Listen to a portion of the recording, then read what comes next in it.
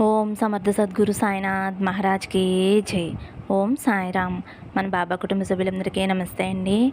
Hi friends, మీ అందరిపైన షిరిడి సాయినాథుని ఆశీస్సులు ఉండాలని, మీరు ఎల్లప్పుడూ క్షేమంగా సంతోషంగా ఆరోగ్యంగా ఉండాలని మనస్ఫూర్తిగా బాబా గారిని కోరుకుంటున్నానండి. ఫ్రెండ్స్, చాలామంది అడుగుతున్నారు కదండి, అక్క సమస్యలతోటి చాలా ఇబ్బంది పడుతున్నాము, మీకు తెలిసిన గురువుగారు ఉంటే చెప్పండి అని అడుగుతున్నారు కదండి. మాకు తెలిసిన గురువుగారు ఉన్నారు. ఈ గురువుగారు ఉన్నది ఉన్నట్లుగా చెబుతారండి. శ్రీ షిరిడి సాయిబాబా ఆశీస్సులతోటి గురూజీ శివరామరాజు గారు జ్యోతిషం చెప్తారండి. ఫోన్ నెంబర్ వచ్చేసి 9110577660.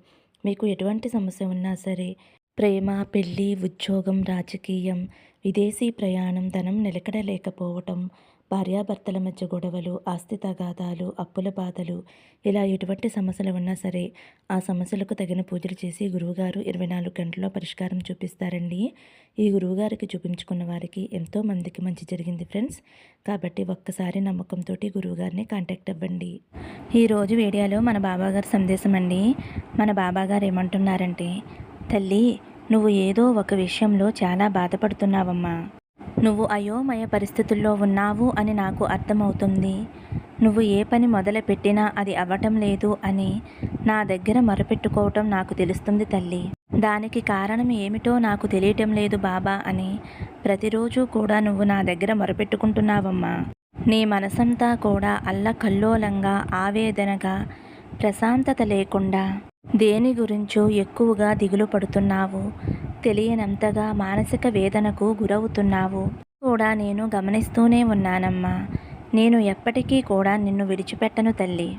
నీ బాబా నీకు తోడుగా ఉన్నాడు కదా. వీటన్నిటికీ కూడా కారణం ఏమిటో చెప్పనా తల్లి. నీ మనసులో ఎంత బాధ ఉన్నా సరే, అపజయాలు ఎన్నో ఎదురైనా సరే, పరిస్థితులు ఎలా ఉన్నా సరే, అనుక్షణం నవ్వుతూ కనిపిస్తున్నావు. అందరికీ నీ మనసులో ఉన్న వేదన, అలజడి, నిరాశ, నిస్పృహలు ఇవేమీ కూడా బయటికి వాళ్ళకి కనిపించకుండా సరే నీకు ఎదురుపడి పలకరిస్తే వారికి నవ్వుతూ సమాధానం చెబుతున్నావు. నువ్వు నవ్వుతూ పలకరిస్తుంటే నువ్వు ఆనందంగా ఉన్నావు అని వారు అనుకుంటున్నారు.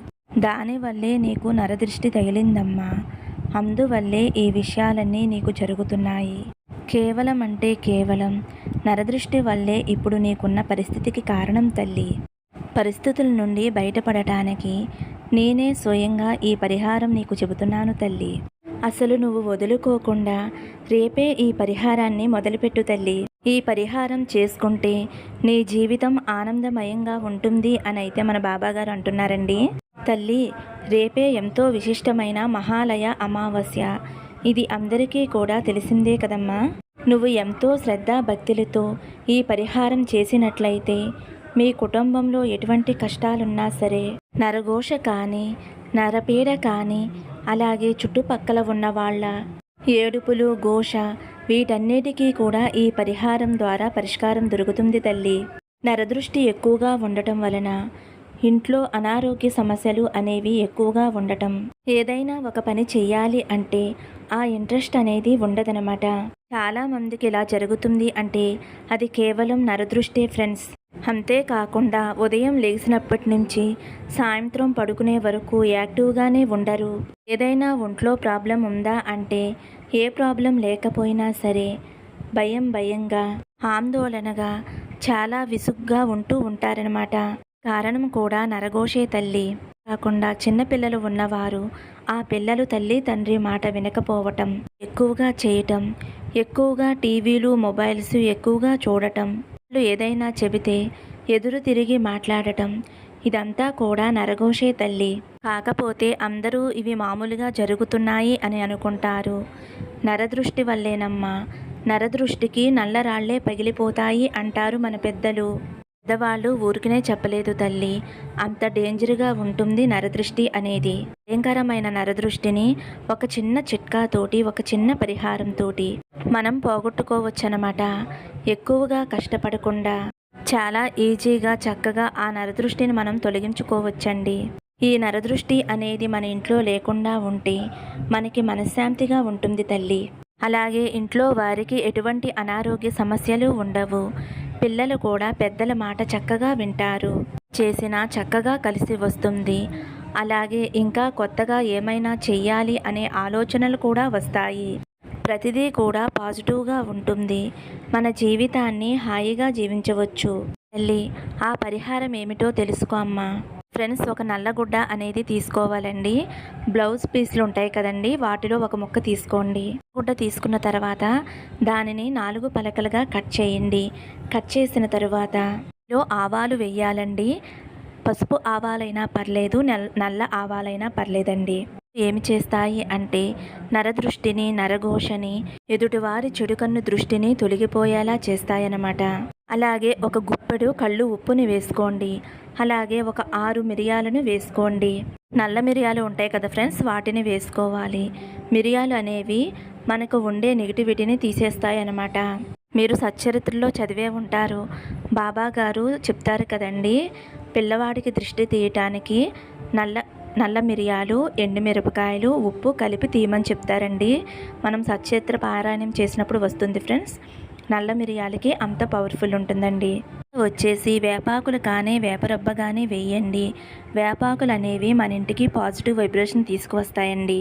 మళ్ళీ ఒకసారి చెప్తున్నానండి, నల్ల గుడ్డలో గుప్పెడు ఆవాలు, 6 మిరియాలు, గుప్పెడు కళ్ళు ఉప్పు, అలాగే వేపరబ్బులు కానీ వేపాకులు కానీ వేయాలి.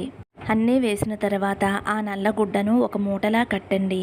మూట కట్టిన తర్వాత మీ ఇంటి సింహద్వారం ఉంటుంది కదండి, గుమ్మడికాయ కట్టుకుంటారు కదండి, ఆ గుమ్మడికాయ దగ్గర కూడా కట్టుకోవచ్చు.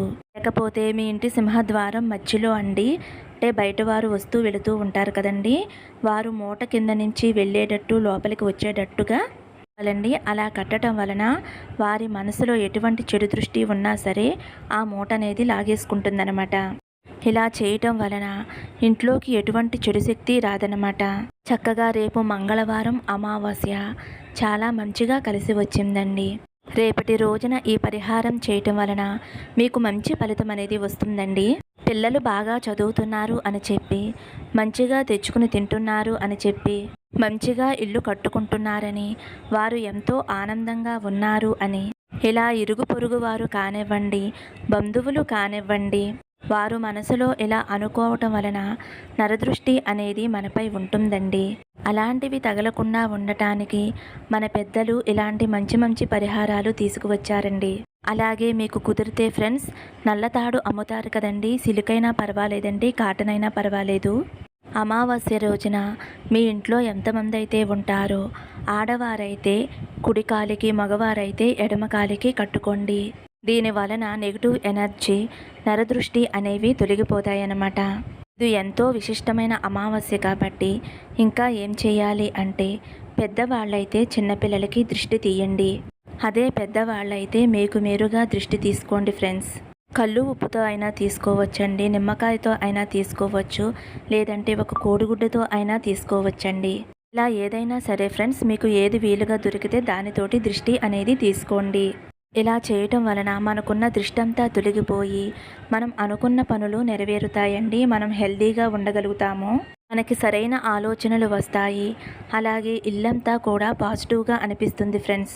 మనశ్శాంతితోటి సంతోషంగా ఇంట్లో వారంతా కూడా ఆనందంగా ఉంటారు.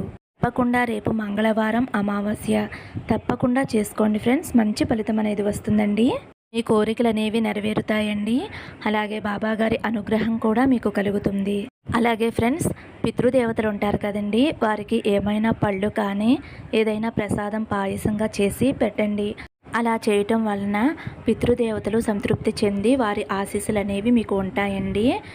మనకి దైవం ఆశీస్సులు ఎలాగో పితృదేవతల ఆశీస్సులు కూడా మనపై ఉండాలండి. తప్పనిసరిగా మర్చిపోకుండా ఈ చిన్న పరిహారం కూడా చేసుకోండి ఫ్రెండ్స్. మరి మన బాబాగారు చెప్పిన ఈ పరిహారం మీ అందరికీ కూడా ఎంతో ఉపయోగపడుతుంది అనుకుంటూ ఈ వీడియో ముగిస్తున్నానండి. సర్వే జన సుఖినో భవంతు. సమస్తం సద్గురు సాయినాథార్పణమస్తు. శుభం భవతు. జై సాయిరామ్.